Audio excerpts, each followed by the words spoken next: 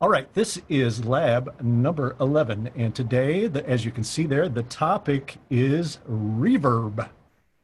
So that is what we are going to talk about today, and we might as well just get it going here. We're going to talk about a little reverb processing. Now, this is kind of a cool thing, guys, because what we're going to do here today is examine a bunch of different types of reverbs, and we're going to talk about their origins and things like that. You know, where did they actually come from? And honestly, the reason I bring that up is I started doing this after I met up with a bunch of fairly young students, and we got on the topic of processing and reverbs and stuff. And it's like we would talk about flanging, and they would go, "Why do they call it a flanger?" And then we'd talk about a plate, and they'd go, why do they call this thing a plate? You know, like they had really no idea that these things came from actual hardware and buildings and, you know, techniques and stuff. They just thought they were kind of cool, unique names. So, you know, I thought, well, maybe we should just do a little background here on and show people that what these things are actually trying to emulate. And then we'll talk about why we use them and where to use them, et cetera. So let's talk about that first, and we'll do it from a couple of different contexts here of talking about when. I don't really want to lay down any rules here. That is not the goal today here, but you know, we'll talk about when to use reverb for live sound, when to use it for recording, when to use it for Foley work, things like that. And the goal of this, just to kind of set some expectation and some ground rules here. I'm not here to discuss which reverb is better. You know, is the AMS reverb as good as the AMS plugin? Is anything better than the 224? Was the 480L actually better? That discussion is off the table today. Okay, we're here just to talk about reverb in a very, very generalized sense. We're going to talk about some of the parameters, that, you know, like key parameters that'll help you get to the sounds that you want to get to, et cetera. So we're not here to compare the subjectivity of all of these reverbs. Matter of fact, we're going to use one reverb today to demonstrate all of this. Okay, so again, just to set some expectation here. So when should I use reverb effects? Well, as the sign says there, you would actually probably be shocked how much reverb is used on every recording. And it usually falls into one of two categories. Either they've recorded the reverb in the room that they're recording, or they've added a digital emulation to it and combined reverbs, et cetera, to do it. But, you know, lo and behold, it's there. On all recordings, there is some spatial element to every recording, all right? So, you know, the deal is in recording, we do a lot more distant miking than we do close miking, but on close miking, you know, sometimes we'll use reverb on those close mics too. I call it naturalizing them, where you're trying to make them feel a little more natural and not, you know, like a DI version of the snare drum, so to speak, you know? And why should I use them? This is always a good topic here to talk about, especially from the context of live sound, right? Because you know, I've had people ask me this before, and it's such a nuanced conversation, but I've had people ask it for sure. It's like, well, I'm already in a big reverberant space. Why would I add reverb to anything? And it's a great question, and like I say, it's a nuanced discussion, and you have to answer it with, well, what am I using the reverb for? Right? What am I going to use it for? Am I using it, am I trying to create a space for that particular microphone or that instrument? Am I trying to replicate what was done in the recording in terms of a space? You know, or am I actually just trying to create a sound per se, a snare sound, a vocal sound, and add that and have it complement my mix, try to build something complementary to my mix? And like I say, it's a nuanced argument. Depending on your application, right? So I give you probably the best example of it I can think of off the top of my head. If we, you know, when we record an orchestra, say, all right, the room is part of the sound of the orchestra. There's just no escaping it because it's almost always zone mic'd plus distant mic'd and added together. You know, we're not really close miking things in an orchestra. The room component of it is a huge part of the sound. So if I was in live sound and I was going to do a close mic'd orchestra, well, in that situation, I'm probably going to want to use a room sound, a hall or something to make that feel more like a natural sounding orchestra, right? But you know, if it's pop rock, if I'm mixing AC/DC, am I going to put a big hall on the vocal? I mean, it's not, it doesn't really complement that style of music, right? So, you know, that's part of the agenda here today, is to discuss all these different types of reverbs and possibly when you would use them for any given application, right? Am I trying to, because let's face it, I mean, in recording, right, especially pop and rock recording, we're not using reverbs to emulate a space per se, right? There's nothing, I always kind of laugh when I hear, well, I'm looking for this really natural reverb sound to use in my mix for, you know, multi-tracking or something like that. It's like, well, there's nothing natural about that whatsoever to begin with. All bets are off. Just use whatever you want to use until you find something you like, you know? I mean, it's such a subjective thing. That's kind of why I say, don't get into this idea of it's got to be the most natural sounding reverb. It's got to be, all bets are off for pop and rock recording. Use whatever you want. It's totally to taste there, right? But a lot of times those spaces are, I see being used, are usually pretty small spaces. They're pretty small, tight spaces until we get space in the music where we might want to create something that's a little bigger and a little broader. But that's all to taste, all right? But in live sound, a lot of times, I mean, I've had it come up, you know, when I do mixing demonstrations or clinics, people are shocked. I mean, literally shocked how much reverb I'm actually using in a live setting, even if we're playing really, really big places, you know? And it's usually a lot of tight reverbs, a lot of tight to medium reverbs with the odd long one, depending on if the music will allow for it, right? But like I say, most people are shocked how much is being used. All right, so next piece of that would be how much, right? How much reverb do I use? And again, this is a subjective thing, totally. And this is a very generalized rule. It's served me pretty well over the years, and it'll get you to a good spot. You know, especially if you're listening to individual instruments and you're blending reverb to it, turn it up until you can hear it, and then just turn it down just a little bit, and then check it within your mix, right? I mean, that's a great starting point to keep you from getting kind of over reverbed in your mix, so to speak, and have everything drowning, etc. Now, today we're just going to talk about the reverbs themselves. I'm going to try to put together a little series of labs here where we talk about delays, we talk about harmonics, all kinds of stuff, and then as a kind of a finisher, come back and talk about how to combine all these things into making given sounds or giving textures, given textures for a given input. All right, does that sound good to everybody? You okay with kind of the approach here?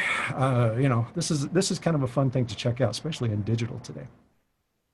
All right, so let's talk about these reverb types. Let's just take a look at all of these different things. And, you know, I did this with the kids to just kind of explain to them, when they call something a hall, it's because they're trying to emulate the acoustics and the characteristics of an actual hall, right? A big place. So that's why it's called a hall.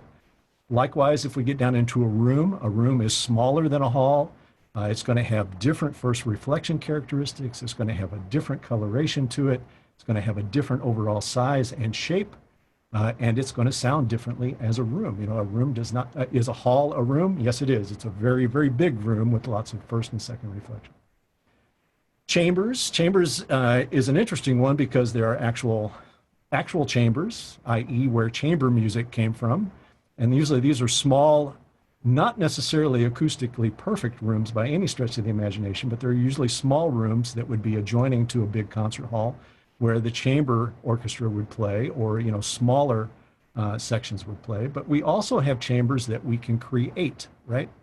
Any of you guys with recording background would probably recognize doing this. I can remember specifically recording a couple records up at Power Station, New England, where they had, where we kind of, I say they had, we kind of discovered this really cool chamber there, and it was downstairs underneath the control room where they had storage built down there, and it was just a concrete square down there. I mean, it didn't look much different to the picture that you see here. And it was echo and reverb city down there. It was the most dense reverb you could ever imagine down there. So we ran a speaker down there, put a microphone down there, ran the drums through the speaker, recorded the microphone, and that was our chamber for the records, just like they do at Capitol, you know, places like that. It's the same process there where you're actually recording the acoustics of that room. And depending on where you put the speaker, where you put the microphone, you get all kinds of variation on what you're doing there. But it's a fantastic way to do it. Very cool sounding. Plates, they're actually, this was the funny one with the kids. It's like, yes, this is actually a big hunk of metal that we're exciting to make it sound like reverb. All right, so this actually existed. Yes, there was this big thing called a plate. So, you know, the guys that are in the room that have done this a little bit before, you guys know what a plate is, etc. Well, the digital versions of it are just emulating that, as you'll hear today. And then, of course, spring reverbs. You would, you know, I'm old enough and got enough gray hair to remember when spring reverbs was the only thing we had at front of house, you know, in the late 70s, early 80s for sure. So, you know, they were taken out of guitars and, you know, remanipulated, or guitar amps and remanipulated, or organs and remanipulated. But this was a very, at the time, a very effective reverb for sure. But it's definitely got its own very distinct sound, which we'll talk about today. And then, of course, there's ambience, right? We talked about this a little bit in our audience miking and ambient miking discussion last lab, but this is usually very tight. You know, you can see even with this microphone kind of pointed at the floor here, or, you know, standing on the floor here, it's not going to have a lot of reflective property in it. It's going to be pretty dense sounding.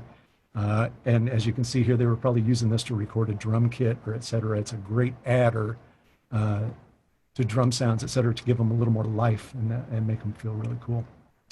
Oops. And then finally, nonlinear effects. You know, these are reverbs that honestly couldn't exist in an actual acoustic space. We're actually using the digital domain to make something that could not be in physical life. All kinds of really cool possibilities here. So, you know, these things obviously are not a building. These are digital emulation. Okay.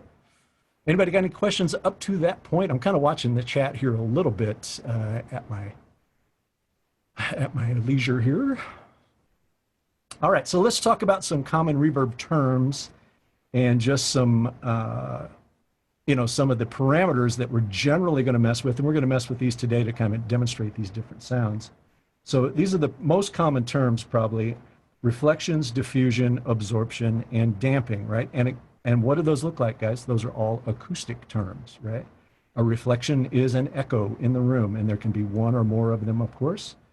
Diffusion is the dispersion of that echo, right? Where it sounds a little more chattery, a little more noisy, if you will. It doesn't sound like an actual echo. It's very diffuse sounding. And then absorption and damping can affect the coloration of the reverb. It'll affect the sound quality of it, right? No different than if we took and put mattresses up around a room, that would be a completely damped room to a certain frequency, and, you know, it would sound pretty dead, right? Well, we can usually adjust absorption and damping characteristics of a reverb as well. And then the most common parameters we're going to mess with are pre-delay, first reflection level. On all of these digital reverbs, nearly all of them anyway, you can adjust the first reflection. And I'll try to demonstrate to you today how important that one parameter is to the sound that you're going to try to get, okay? We can always adjust the room size, and probably the most common thing that we're going to adjust, you know, in these reverbs is decay time, right? So those four things, you work on adjusting and getting those four things dialed in.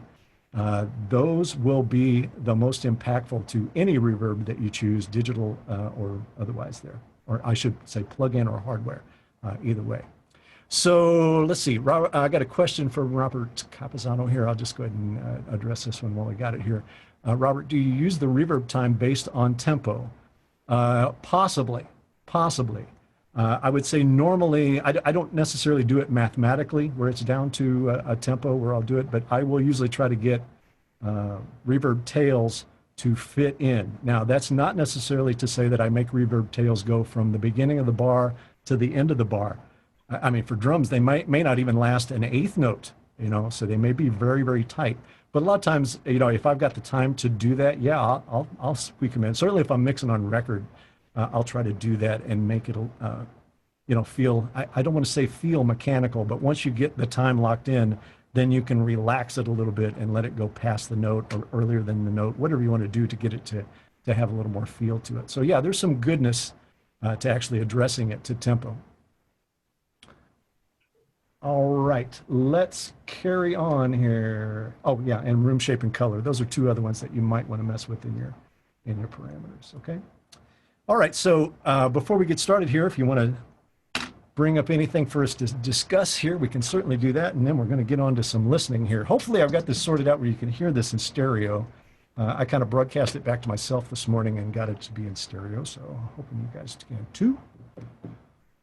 All right. Any questions for anybody? All right. Well, let's, I don't think we need that anymore. Let's get this. Here you go. You want a teaching aid? What do you got? Yes, I know that device. Yeah, I'm sure you guys do. This thing sounds amazing. Right on. Carry on, guys. It's so funny, man. It's so funny how time changes our perception of this. I have a friend here in town who was out shopping somewhere or something and picked up one of these old AKG reverbs. And I used to have one here at the studio and used it forever. I mean, I used it on so many things.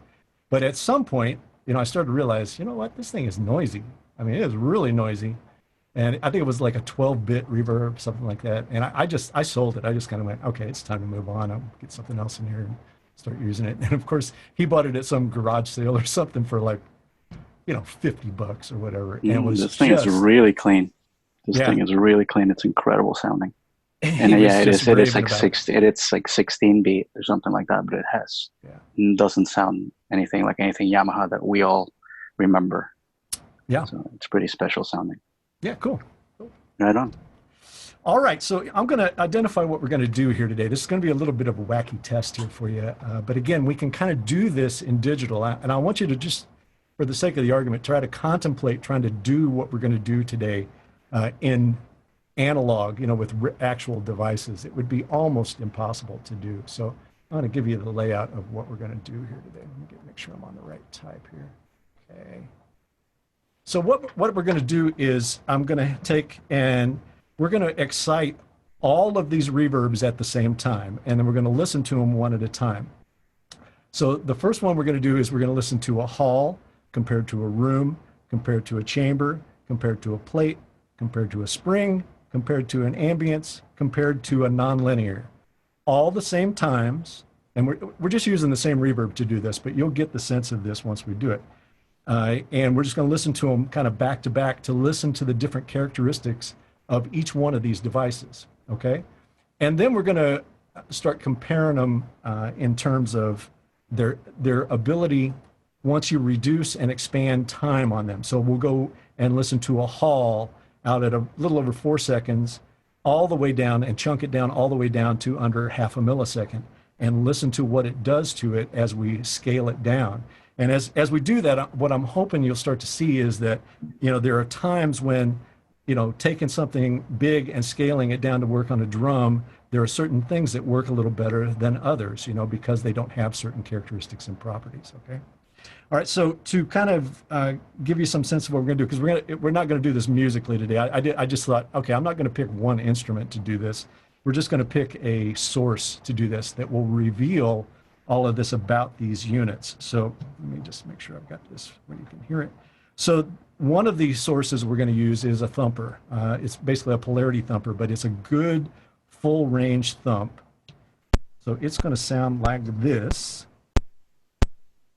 You guys hear that okay? Should be a little clicky thumpy. You guys hear that okay? Yeah, okay. Yes, sir. And then we're also going to have a chirp, which is a full range chirp. Why aren't you good? There we go. Okay, so those are the sources, and I've done this in the past, kind of checking out different types of reverbs and stuff. So I've created a combination of those two things, and this is what it sounds like.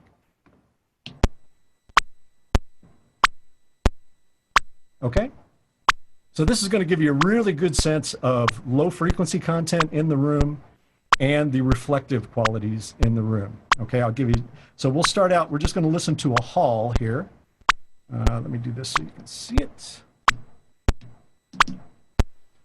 So we're just going to start out in a medium natural hall. This is about 3.1 seconds, and I'm going to let you listen to just the reverb return to start off with. Okay, so I'll take that out. We've all mixed in this room. We know what it sounds like. All right, so just try to get your hair, I'm just going to let this run for a second and get your ears kind of wrapped around this. Whatever you're listening on, get it kind of sorted out where you can hear this pretty well. And just take note of the low frequency content and the echo structure of this particular space, okay?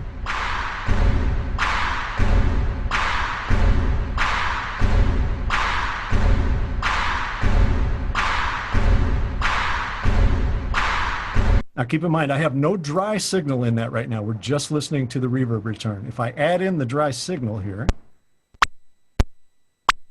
and then I'll add in the parallel return.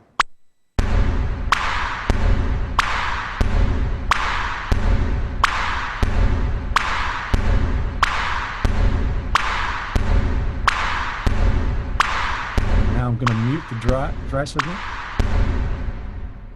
Oops, sorry.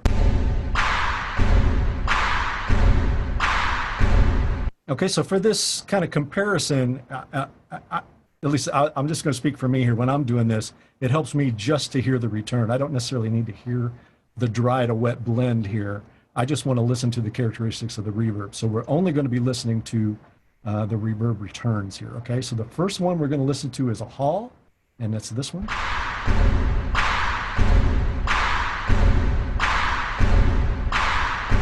I'm going to go to a room.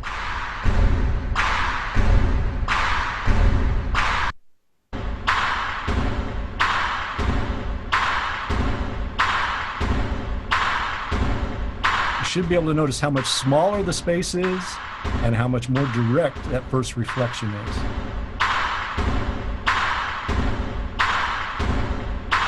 I'll go back just for comparison.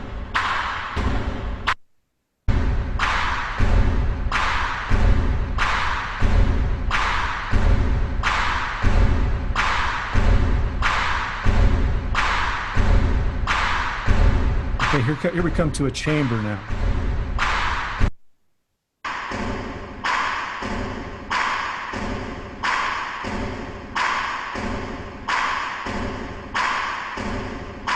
Obviously, way different low frequency response in a chamber, much smaller room,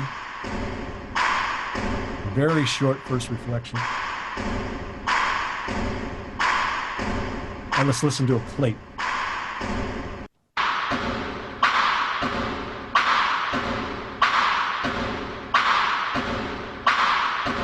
Now, if you can see the parameters up there, each one of these have essentially the same pre-delay and first reflection parameters, right? This has got about 24 milliseconds of pre-delay.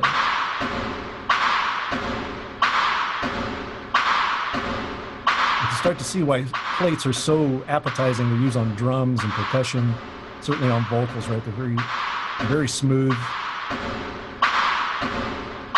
kind of dense, reverby sound. Let's listen to a spring.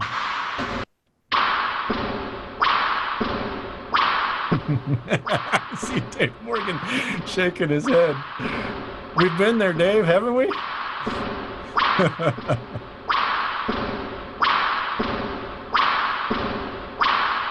Should we tell him about having to fly the reverb? Yes. I need a rigger to fly my plate, please. Yes. I remember those days. I never got to do it, but if I had it, I would have done it. All right, here's Ambience. We flew springs, Robert. We flew the springs. My man. All right, here's Ambience. Whoops, sorry. I'm sorry, operator error. Here's Ambience. And again, you kind of hear why this would be really appetizing on drums, etc., especially for kind of modern sounding drums, right? Very dense, not a lot of real reflective properties to deal with here, right? Remember, these are all the same reverb times, etc. We're just comparing the different algorithms for each. All right, here is nonlinear.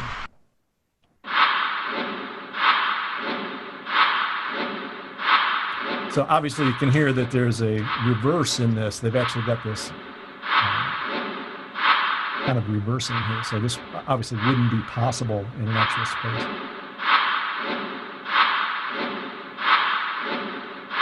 Okay?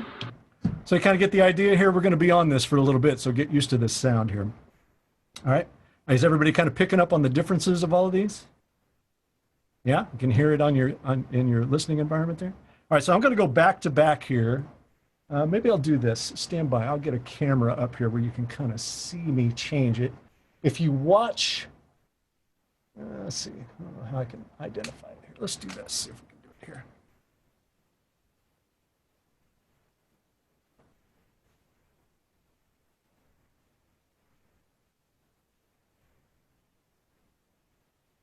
Stand by for me.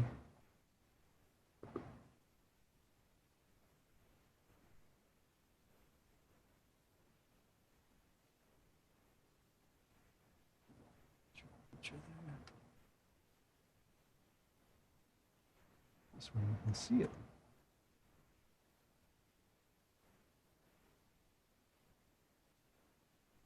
Okay, so I'll try to outline them here just so you can kind of see what's on. Can you guys see the mute button okay there?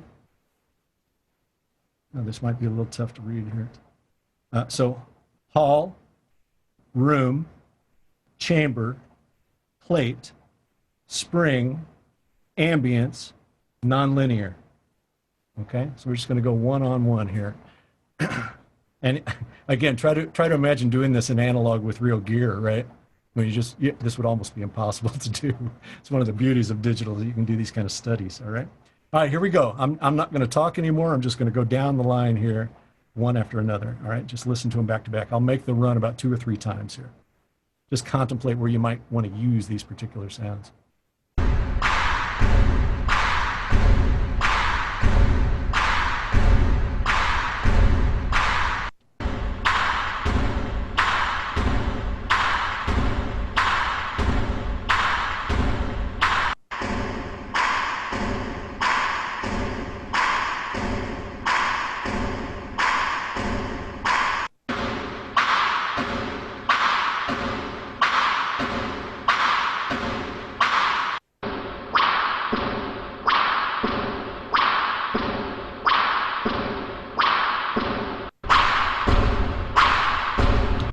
Nope, sorry guys.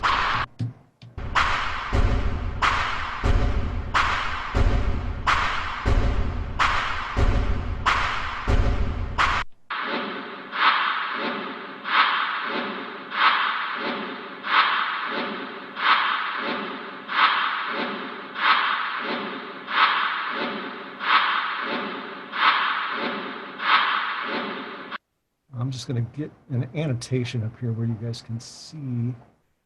If you watch right here what I've got outlined in green, that'll also tell you what I'm on. You can see that maybe a little better.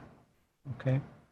So if I, for instance, if I go back here, it'll tell you I'm on halls, rooms, chambers, plates, springs, ambience, and nonlinear. Okay. So we'll go through one more time, and then I'm going to add the dry signal to it just to give you an idea, and then we'll start talking about parameters, etc. Excuse me.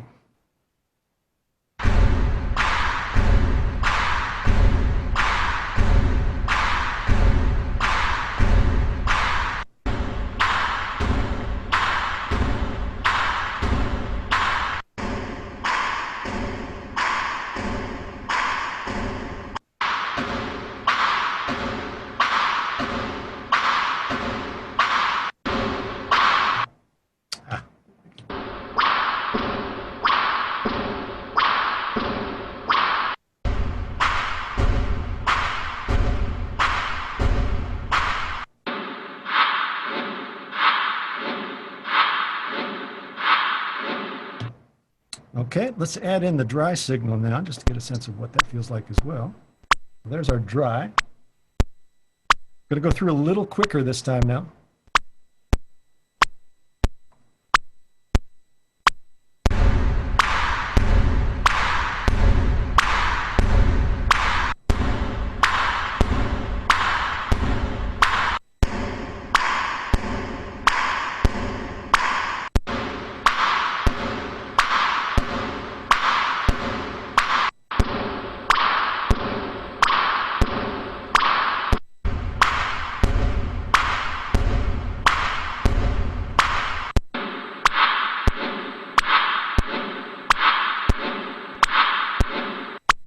Okay.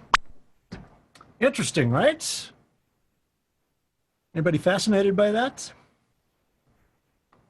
I know for me, when I started doing this, just to try to get a better sense of what I was going to use reverbs on and in what capacity, this was totally enlightening to me. All of a sudden, like my choice of things to use it on became very organized, for lack of a better term.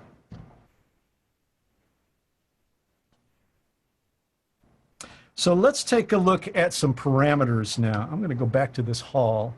And I just want to enlighten you to, if you don't know it already, how important a couple of these parameters are to the sound that you're trying to get. All right, so we'll start with the first reflection level. I think this is probably the most overlooked one that I see guys dealing with. They get kind of lost in this one sometimes. So we're going to talk about first reflection in a hall here, because it's probably the best example of it. It's got the most prominent, some of the most prominent first reflection in it. Right, so let's open up hall again. And I'm going to go up here and turn the first reflection off, and you'll get a sense of what it actually does to the sound. So I'll stop talking for a minute, watch my, let's see if I can do it here.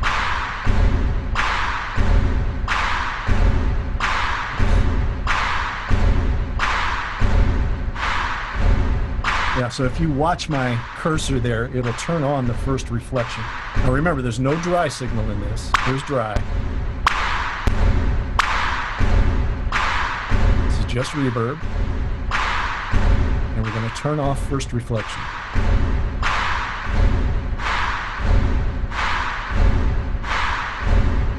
Hear how much farther it goes away from you there, right?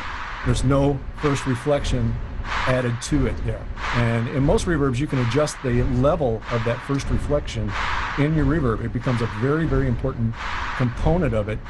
And it should also enlighten you to the idea that you can do this. A lot of recording guys, I know a handful of recording guys that I've run into in my life, they may, if they're doing pop rock records, they might not even use reverb. They might just use delay to do it, creating first reflections, first and second reflections to kind of simulate reverb. So what this should enlighten you to is that you could add delay to this and have more control over your first reflection. Wouldn't be uncommon. I've certainly seen this on rock records lately, where somebody will take a delay to create the first reflection and distort the crap out of it, and then feed it into the reverb. And you get this really broad, grainy, dense aspect to the reverb. So they're just taking control of the first reflection there.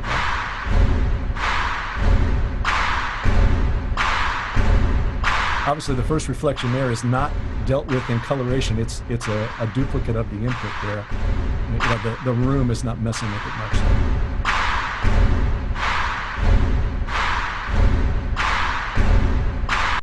Get the idea there? So same thing applies to the room as well. Oops, I'm sorry.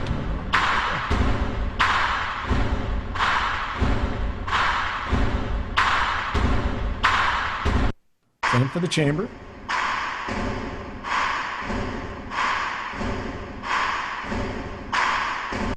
Same for the plate.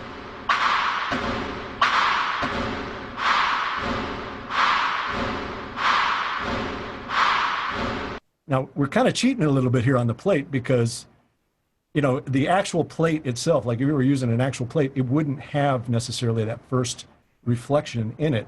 You would have to put it in there. Like, I used to see, who used to do this? Well, Keith Olson was the first guy I ran into that would do this, where he would use a PCM 41 or 42 in front of his plate. So signal would go into the PCM and then PCM into the plate so he could create some first reflection in that plate. You go back and listen to all those Keith Olson records, like his plate that he had at Goodnight LA is all over those records with that kind of setting on it. So we're in digital here, so they're giving you the opportunity to do that. And like I said, we're doing kind of a match processor here with algorithms creating each one of these, right? So this is a plate with first reflection in it. And now out.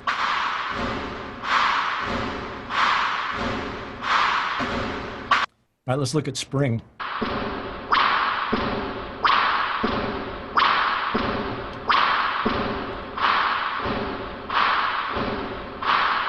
Okay, let's look at ambience.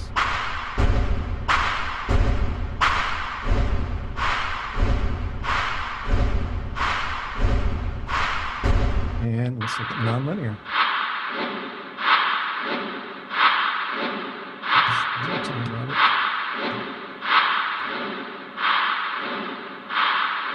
So you can see the reverse aspect of it is the first reflection.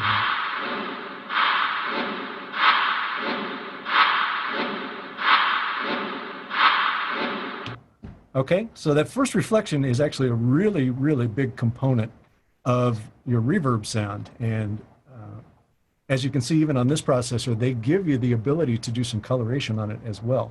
But just me personally, I love turning that first reflection off and using my own delay to create the first reflection so that I can do really whatever I want to do with it.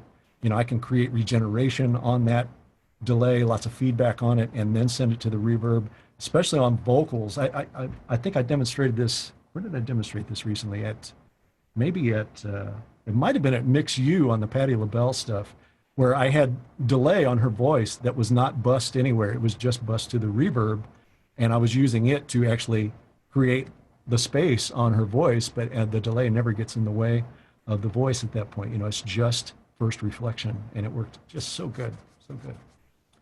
All right, so let's talk about another parameter here that is very important to your to your reverbs. And whoever asked about, do I do things to tempo with my reverbs? If I do anything to tempo sometimes, it will usually be pre-delay. I will usually have my pre-delay, starting on a beat of the song, all the way down to a 30-second note sometimes if I'm going to keep it really tight. But I will usually know that time and enter it in my pre-delay to keep that math right. So let's listen to pre-delay being changed with the hall. Here we go.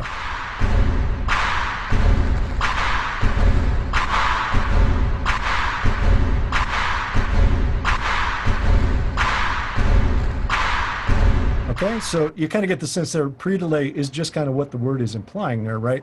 We're going to put a space of time before the reverb actually starts. Right? That's really all that is about, pre-delay. It's amount of delay before we actually hear the reverb begin to engage, right?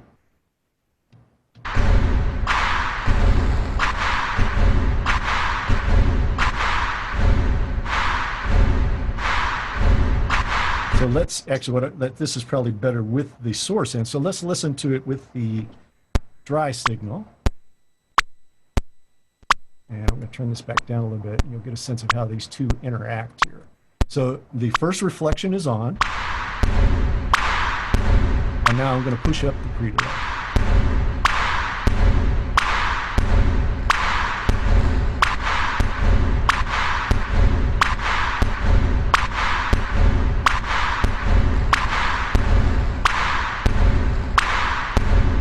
So you can see there that pre-delay is actually delaying the first reflection as well, right? So if you want something that's really rhythmic there, I mean, you can really create some rhythm if you want to do it by adjusting that pre-delay, right? So keep in mind, there are two different types of delay, and, you know, you kind of don't want to get stuck with both, you know, or stuck misinterpreting one for the other. There is first reflection and there is pre-delay, right? Pre-delay is going to affect both the first reflection and the reverb. First reflection is not. It's just going to be that first reflection time, right? Yeah, handball court. That's exactly right. That's exactly right. That's what it sounds like. Kind of sounds like we're playing handball, doesn't it? All right, is that starting to make sense to you guys there?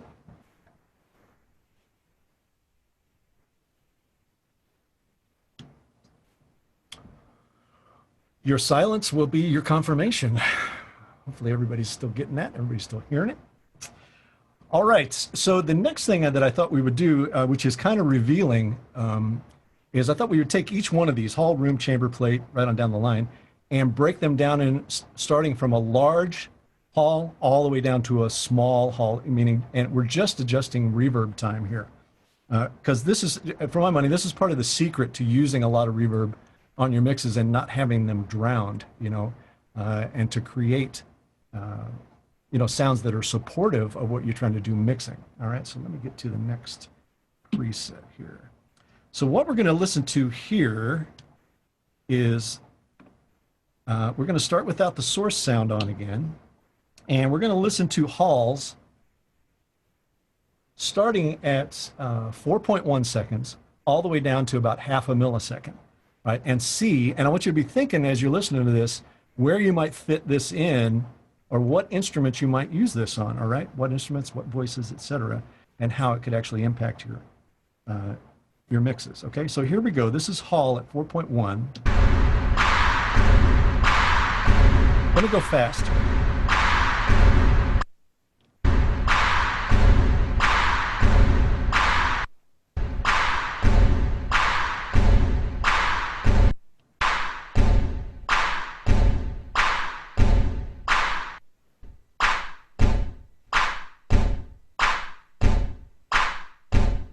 Okay, we're going to go through again and we're going to add the source sound to it.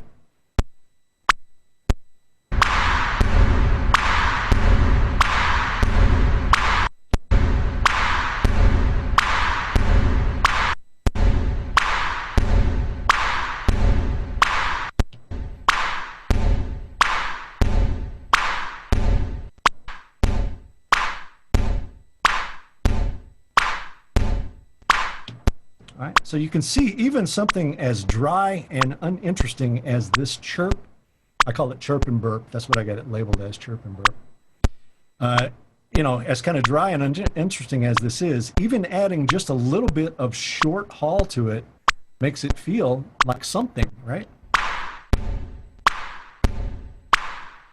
Hold down here, maybe.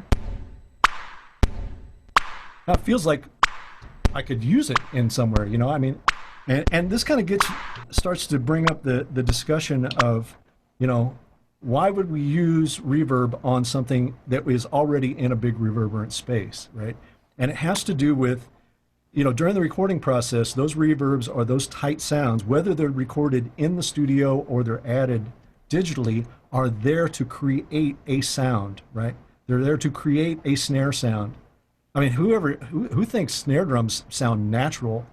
They haven't sounded natural for 30 years, right? I mean, they are filled with ambience. Sometimes on rock records, I'll use Tom Petty as the example. The only thing you hear is the ambience on the snare drum. There is no dry snare drum in there for all intents and purposes because it's part of the sound. So that's kind of the nuanced argument of, you know, if I'm building a mix, even if I'm going to present it live, there are production techniques within that mix that I use to get specific sounds, right? And I want to present them. And I always come back to this. Look, if you were listening to that great sounding Sting record coming out of your PA system, are you telling me that it would sound better if you took off all the studio reverb effects on it, if you just went to the close mics there? I would tell you that it would not. It would not sound better. It would sound different, that's for sure, but it's not going to have that kind of balanced, polished, whatever adjective you want to use for that mix, because those guys have very, very effectively used the space surrounding those instruments. All right, Scott Taylor's got his hand up. We're going to stop there for a question. Go, Scott. I'm going to grab a drink while you're asking. Can you hear me? Yeah. Did you do a gated reverb? Because, I mean, whenever I think of like that short reverb that you did, that last one, to me, that kind of sounds like a gated reverb, but maybe you just haven't gotten to it yet. I haven't done a gated reverb, and I don't plan on doing one today. And if this should enlighten you to anything, that a lot of times you can simulate a gated reverb just by shortening the time, right? Right, that's kind of what I figured. But certainly a production trick, and I won't reveal who I know this about, but certainly a big artist from the 80s and famous drummer from the 80s, one of their tricks to their snare sound was to use he recorded with a piccolo snare for one, but the other was to take an AMS ambient setting and run it out really long, really, really long, and then gate it, where you only caught the first, 700 milliseconds of that reverb sound, So it was truly a gated reverb sound, but it was one where they were running it out really long and then chopping it off and only using the first 600, 700 milliseconds of it. So, and it was a pretty cool sound. I mean, you go back and listen to those records today and go, ooh, that snare is cool, man. Okay, thank you. Yeah, sure. All right, so let's kind of do this little test for the halls and all the different reverbs, and then we'll be coming up on the hour here. And we'll just kind of discuss this and chop it up and talk about it, all right? So I'm going to leave the source sound in, and we're going to go big to small, halls through nonlinear. Okay, so I'll try not to talk too much and just watch your screen there. You can see what's up, whether it's halls or whatever in the little green box there. Okay, here we go.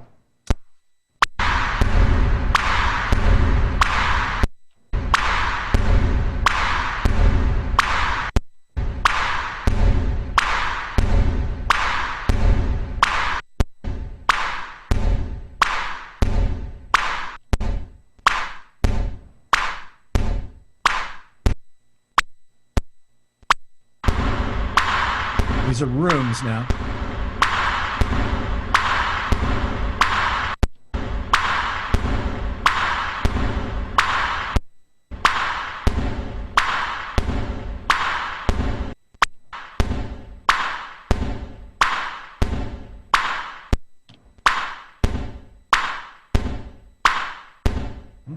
Kind of like that.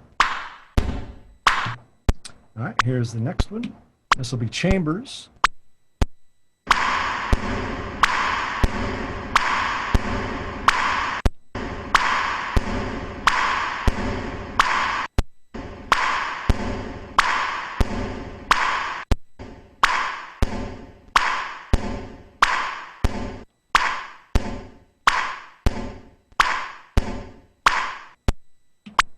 Here's plates.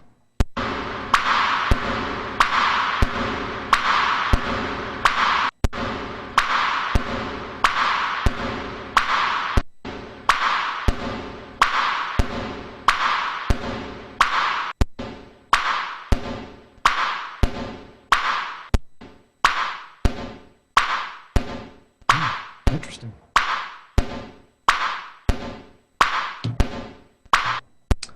All right, and here we go with springs. It's the Mike Campbell guitar sound.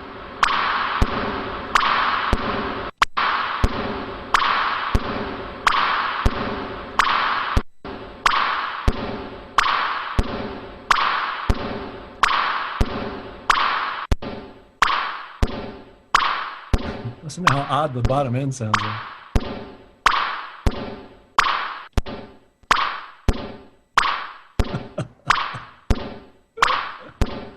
That's awesome. Oops.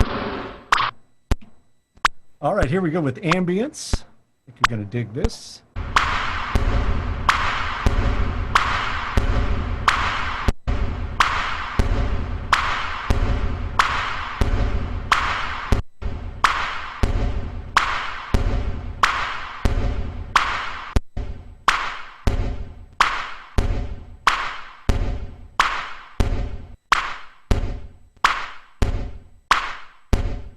I really like those. Those are very natural sounding. I mean, if that's your thing. All right, let's go nonlinear.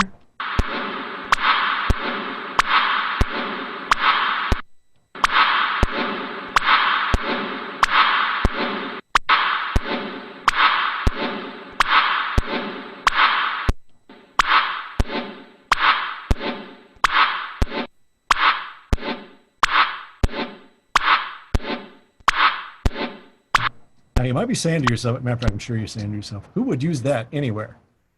But you'd be surprised where you can use that. I may not use it quite that reversed sounding, but I know on the Def Leppard records and on the tour, for sure, we were using a lot of really gritty, grindy, non-linear sounds on the guitars. Like that seemed to work really well on the guitars to try to get them to kind of sit and jump at the same time. It was really cool. Worked really good. Thoughts? Anyone? Anyone? Has this changed your thinking about reverbs at all, or maybe opened up your mind about little bits about it? I mean, I'll just throw it out there. I mean, I think for me, more often than not, especially for rock and pop drums, if there's any kind of ambient quality to it, I actually use a combination of two things. I'll use a combination of a room and a combination of a plate. Or I should say a combination of those two things. Usually I'll use a room and a plate. So, you know, it would end up being something about like this. Let me go here. So it would probably be room about this size. Maybe a little smaller. kind of dependent on song, it would be either one of these. I'll leave it there for now. And sorry guys, I'll do it right here in a second. One second.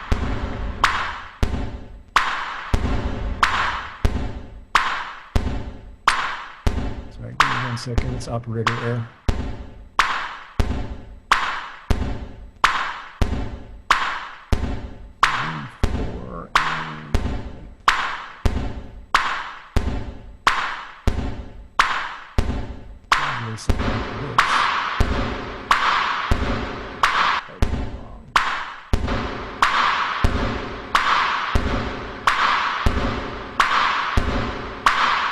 Hang in there with me, I'm a little off script here.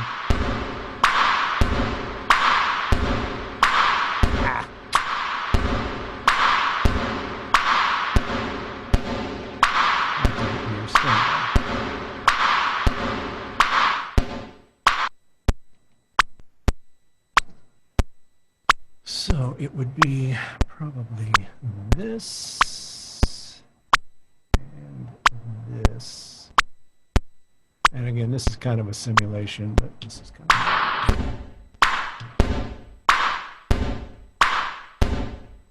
So if I had kind of a de facto combination of room and plate, that is probably it for drums. And I'm sending kick, snare, and toms to this generally. So I might lean the plate a little more toward the snare drum, but usually I've got room on the kick, toms, and snare. So this would be on the kick, toms, and snare. And then I would add the plate in on the snare. Something like that.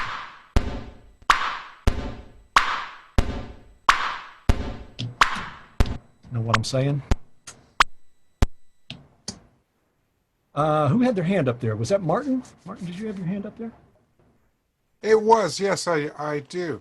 My question is this, Robert. Are there times when you will use a verb or a combination of two verbs like you just demonstrated in various degrees across an entire mix in order to put that mix in a very specific space? I don't know that I would certainly, the first part of that answer has to be, it depends on the style of music for sure. I mean, I don't think in pop, rock, jazz, actually I'll back jazz off of that for a second. I'll say in pop rock, I would probably never do that. I would probably never do that. I would say there's a chance I might do that in jazz, right? Although jazz is a perfect example of, I will probably do stuff that is really, like if I'm close mic'd in jazz, even if it's front bass drum, overhead on the drum kit, stand-up bass, piano mics, even if I've got that going on, I might add some very short spaces to any or all of those to get them to fit into some sort of room and then let it just happen in the actual space that we're in. I would say especially if I'm in a small jazz room like a 400, 500 seater, if I want to open that up and have it, kind of recreate that, a bigger space there, I might do that there, but I would be very judicious with that. I wouldn't be, you don't want to be real showy with that at all. You want to really ease that in on people. If anybody recognizes you doing it, it's way too loud and you're using too much of it there, especially for jazz, right? You want to be very delicate there. And I would say the same thing for orchestra. I can kind of go back, I'll go back to a time about 1979 where we were doing Philharmonic work outdoors, which is brutal to begin with. But, we always wanted to add a reverberant quality to that to try to make it feel more like it was in a shell or something to give it some reverberant character, because everything was close mic'd in that situation. There was no way you were going to do open air orchestra distant mic'd and have it be anything. You would have as much wind noise as you had anything in the mix. So in that situation, I might add a room emulation to it to try to create a band shell kind of feel to it. Sure. But probably not in pop rock. Those are all individually ambienced, if that's an adjective, things, right? Does that make sense to you? Sure does. Thank you. Awesome. So, combinations of things, and hopefully I can kind of close this in the lab that we do at the very end of all of this, where we kind of talk about combining reverbs and delays and harmonic work to create these given spaces and sounds in your mix to make them work and sound really cool. You know, when I've done mix clinics in the past, I think Pooch will attest to this. I think he's heard me do this. You know, where people are kind of stunned at how much reverb is actually happening on that mix and don't realize it till you turn it off. Like I usually have my mixes set up where I can, you know, at the push of a button, you know, just kill all reverbs that are in place on a given mix, and it's kind of startling. You kind of go, "Wow, holy cow!" Didn't realize what things had those reverbs on them. You know, good examples of that were like on Tom Petty. You know, I really loved using really short chambers on the piano. That seemed to work really good. It gave this kind of just glistening brightness and punch to the piano that it did not have previously. You know, you can make it sound really, really good. I had kind of a secret weapon there on that piano. It worked so good, I couldn't believe it, you know. I'll leave you with this thought too. You know, another way to kind of shape things into your reverb, and I've demonstrated this before. It's an old trick. It's been around forever. Certainly, it's probably been attributed to Abbey Road as much as anybody. They were the first guys, or I don't know if they were the first guys or not. I can't say that for sure. But they're the ones credited with this idea of the Abbey Road filter as a pre-EQ into your plate. All right. And you can use this, obviously, in our world, into any reverb. I probably use it into plates and chambers more than anything. I don't necessarily do it in halls, because if I'm using halls on strings, et cetera, I kind of want that low frequency content in there. But in terms of shaping a reverb to get it to fit into your mix, this is a really, really solid trick. And it has to do with shaping the tone of what you're sending to the reverb. You know, I think there's and we're all guilty of this because it was a function of the technology we were using at the time. When we were on analog consoles, we didn't have a lot of high pass and low pass filter at our discretion, nor did we have equalization on auxiliaries at our disposal. So we kind of caught ourselves always EQing the return, or maybe doing some equalization inside the device, right? But it is not the same effect as equalizing what you're sending to the reverb. A great example of this would be a vocal, right? If you're compressing a vocal pretty heavy and it ends up being a very essy vocal. Well, you know, if you're trying to put a big open plate on that, it's going to be Sizzle City, right? I mean, there's going to be S's flying everywhere. So instead of completely de-essing the vocal to get the reverb to sound better, de-ess the aux bus that is going to the reverb to get the S's to quiet down in the reverb. That's certainly one way to do it, for sure. But kind of taking that approach, actually I got one up here. Let me show you here. So you could take and put a filter on the reverb that is or on the aux that is feeding the reverb, right? So this is on my little chirp and burp here, so you can get a sense of how much you can impact the sound going in. And I'm telling you, like for getting vocal reverbs to sit, especially in live sound, this is a trade secret. I may have to charge you for this one, I'm sorry, but this is it. Okay, so that's the Abbey Road filter set. It's actually a little low. It actually goes a little higher than that. It goes up to about 350 or so. And this goes down to about 5K. All right, so that would be going into your reverb. So I'm just going to bypass it for now, and we'll get something you can hear. Let's go, well, let's do this. Now let's go back here. So, like I said, I wouldn't normally do this on a hall, but this will give you some indication of what you could end up doing. So we're just going to put this filter set in, going into this reverb, okay?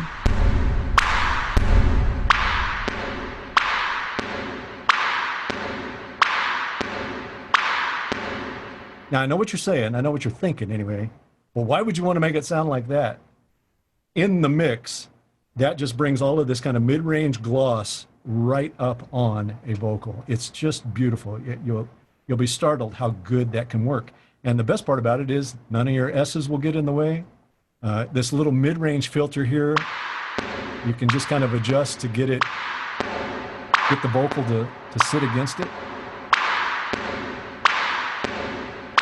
And it works just absolutely fantastic.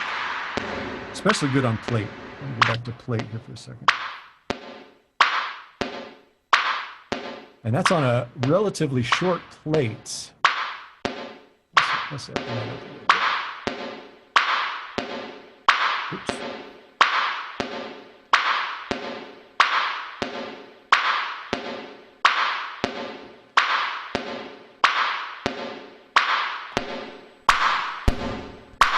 So you can hear how much, certainly in front of in the top end, how much of that top end would get in the way on a vocal, right?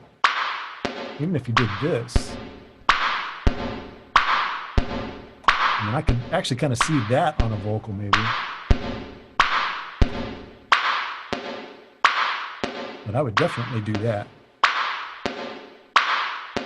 And of course, you know, the Abbey Road guys, these were all passive filters that were on the input to their plate, right? So these were kind of fixed frequency sets that were done there. They didn't have the ability to adjust it. You do. And so, you know, throughout the course of a show, you know, if I had some wide open vocal that was very spacious in terms of music surrounding it, slow tempo, would I open up those frequency sets? Sure, maybe. Yeah, just set it as program change and off we go, right? So you have tons and tons of flexibility at your disposal to do those kind of things today, right? But that is certainly a secret to get a reverb to work in live sound, where you can get some glossiness and some easiness on that vocal without having it swimming and getting out of control, right?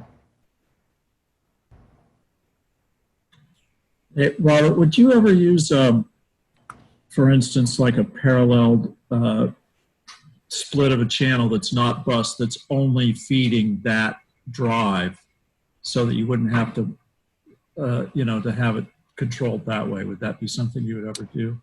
Are you talking about like not putting any reverb on the dry vocal or on the vocal, but just having it on a delay return or something? Try to well, in explain. other words, like splitting the vocal mic so that the, in other words, if you had multiple things going into the reverb, but you only wanted to shape the tail of, let's say, the vocal mic, might you drive the vocal mic on a parallel just to drive it? Sure. EQ'd that way. Sure, great idea. That's something you ever have done. I think I would especially, I can think of times that I would absolutely do that if I was in a situation where I didn't have very much reverb. I had to use multiple reverbs on, like say I had to use, I had one reverb at my disposal and I had to use it on the drum kit, the piano, and the vocal, then Right. absolutely I would do that. Positively, absolutely. That way you can create different instrument and voice shapes going into the same reverb. So yes, positively 100%. That's interesting. You know, I mostly do corporate, so I don't get to do a lot of this stuff. But I'll tell you what, it makes me want to go back and mix some music real bad. Well, I'll tell you something, and this is going to sound crazy, but I've done enough corporate work to say I would do this. That there's an element, especially with guys with headset mics on, that are very close mic'd on that voice. If they're on a handheld, kind of the same way, especially if they're uptight on it, would I put some small room or some small plate on that and send it to the PA? You bet your life I would. You bet your life I would. Because it's going to make it feel better and sound better. It's not going to sound like DI voice, you know? I mean, I think we get scared off of it by sometimes just by thinking, well, I need to go get that voice forward and, you know, get it. Or I don't want to have anything. And of course, I wouldn't put any kind of big swimmy reverb on it. I mean, that's going to sound completely out of context and out of place. But would I put some reverb on that to make it sound natural? You bet I would. You bet I would. And, you know, this, now that we've gone through all this listening in stereo, right? I'll open up this can of worms. What does this mean for object-oriented mixing now? If you're in object-based mixing, I mean, there is no sense of stereo in that world. There's no correlation of stereo in that world. How are you going to treat reverb there? Think about that between now and the next time we meet, right? And I'll tell you something. I'll only speak from my experience. I don't know how I was going to handle, or I didn't know how I was going to handle it when I went into my first immersive mixing thing. I just thought, wow, okay. And I kind of caught myself trying to make stereo work in that situation. And the more you do it, the more you realize, wow, that's not really the game here, you know? And what you, at least this was my experience. What I started finding myself doing is taking each individual object and kind of giving it its character, whether it's, I call it kind of a wide mono aspect of it, you know, where you have the width control on on a mono reverb return. What I caught myself doing way more often than not was using mono reverbs stretched a little bit and just blending it in with the sound and using that as the object no matter where I put it. So everything kind of had its own little bit of space in the object space. You know, that seemed to work pretty well for music. If I was doing orchestra, would I do that? No, I would just use the orchestra or the reverb algorithm in the DSP there, because that's what it's meant to do, right? I would be creating a space around that orchestra, a common space around that orchestra there. So that making sense to you guys? That's what I mean. It's such a nuanced argument of when to use reverb. Boy. Oh. Any other thoughts, questions? Anybody want to chime in and add? Now, you guys are supposed to be contributing here. This is not supposed to just be me talking head up here. You guys are supposed to be bringing your game.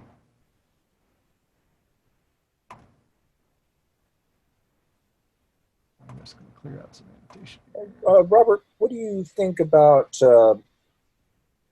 like putting that filter on the signal driving the reverb? I've also heard and been in discussions where people use compression as well on the signal driving the reverb. Well, I'll give you a couple examples of that. So I think one of the secrets of doing parallel compression really properly on drums, and this goes all the way back to the original concept of New York compression when they were doing it at Power Station, is that you've got to get those compressed drums into your drum room and your drum plate. That is part of the magic of that sound, is getting the non-compressed and the spanked drums added together and in that room and plate. Then all of a sudden it just jumps to life. You know, it's like, okay. Now I've heard this sound before, you know, I've heard this on record. So that's one instance where you're adding compressed and non-compressed into the reverb. But the place where I would be careful with that is with vocals, right? Because, you know, compression will have a tendency to enhance S's on a voice, etc. You know, where we might get it more forward, but we're going to probably have to deal with the S component of that. Do we want to take that S component and then send it to a reverb and create even more prominent S? That's certainly a problem area, right? Kind of do the same thing on guitars. Like, you know, if I'm using reverb on rhythm guitars, usually it's really tight. And depending on the style of music, of course, it's really tight. But when I get to a solo setting, well, I might have dynamic EQ on that to try to deal with that guitar tone. And it's usually relatively wet, you know, to get it up there. There's two different reverb components on the same guitar player, depending on whether he's playing rhythm or solo. Martin Fry, you got your hand up. Go, man. Yeah, with regard to reverb on both non-compressed and parallel compressed drums, just a little clarification there. Do you mean specifically sending both sources, but the uncompressed in combination with the parallel compressed group to the same reverb in order to achieve that sound? Yes, sir. Yes, sir. That's Okay. exactly what I mean. Yep. Yep. So you would send from your parallel bus to that same reverb bus directly. Yeah. Cool. So, you know, the mechanics of it are, if you're doing your parallel compression in groups, right, where you have one subgroup that is not compressed, one subgroup that is compressed, you kind of have to be careful there, but you need to get both of those groups to the reverb, right? So in that situation, unless you've got bus-to-bus capabilities, you're going to have to take those two groups and send them to a matrix, and then that matrix is going to need to drive the reverb, right? You're going to add those two groups together and send them. Now, where you got to be careful is making sure that these two groups are in time with each other at the matrix. If they're not, they're going to comb filter, and that reverb is not going to sound right, right? I'm going to totally cop to something. That's exactly how I used to do my drums in the early days of D-Show. And for the longest time, I kept thinking, man, I'm guilty of it. I said, I don't think the plug-in reverbs sound very good. It's like, wow, that just is not the same sparkle that I usually get, etc. Only to find out after about, I don't know, maybe 2 years of doing this, that the subgroup and my aux send that was coming up with the non-compressed drums were out of time, and they were comb filtering going into the reverb.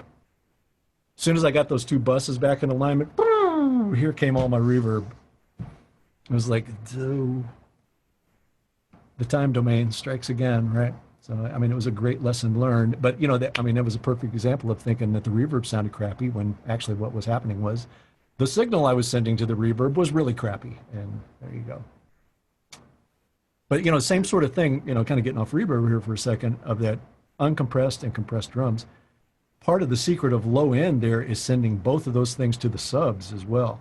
You can send the non-compressed and the compressed to your subwoofers. Game on, man. That sounds so much better in your subwoofers than just the non-compressed. And you can do some really fun things there. You know, we might get into this discussion in one of the labs. We're actually considering doing some of this kind of thing where you have the ability to blend your gate wet dry. So you could take, and this works. I'm gonna credit who I stole this from. I stole this from Big Mick, where you take the send that is going to your subs and you gate it down pretty hard, where it's very percussive and very choppy. There's not a lot of round leftover bottom end from the bass drum in it. It's pretty percussive, and send that to your subs, and you get this really tight kind of compact sub energy, you know. So it's messing with that envelope that you're sending to the subs. But that said, same sort of deal, right? If I take non-compressed and compressed drums, heavily compressed drums, and send them both to the subs, ooh, that's money. That's game on, man. Check will be in the mail, sir. Yeah, that one works really good. All right, well, you know, this was supposed to be a short lab, but here we all sit an hour and 17 minutes later. So, oh, wait a minute, we got a really long chat here, so I'm gonna read this. Maybe we'll finish with this. I think I was a little shocked the first time I patched in an actual EMT plate, you and me both, because it was an actual metal plate.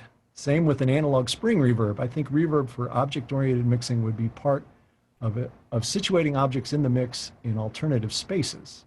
It would also change the depth of field for the object, and this could be really interesting in combining spot and mic pairs.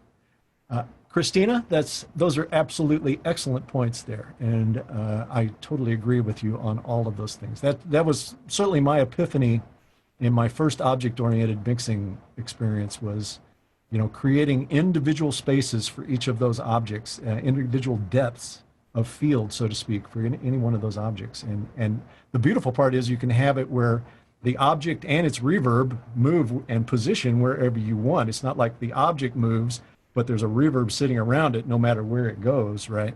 You just create those two things together and place those objects, man, and it works really, really good.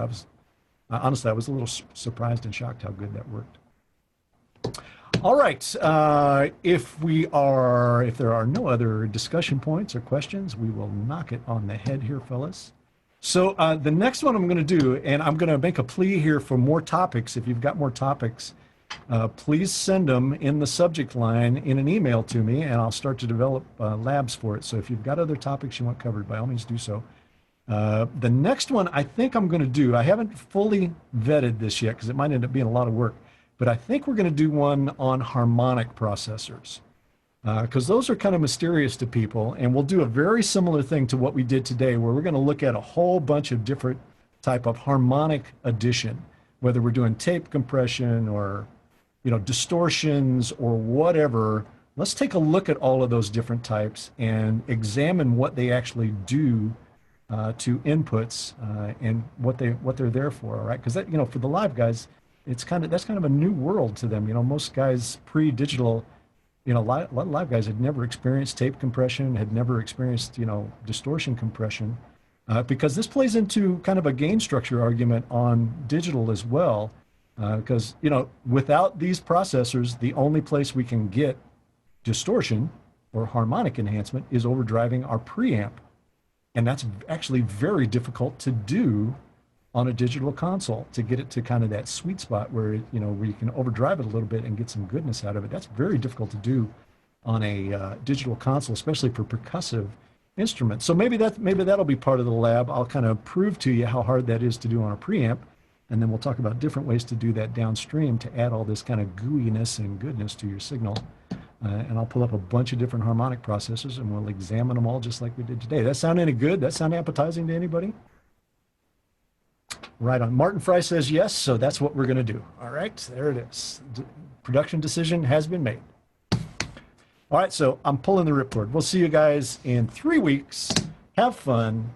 Be reverberant. We'll talk to you soon. Bye-bye. Thank you, Robert. Thanks, Robert.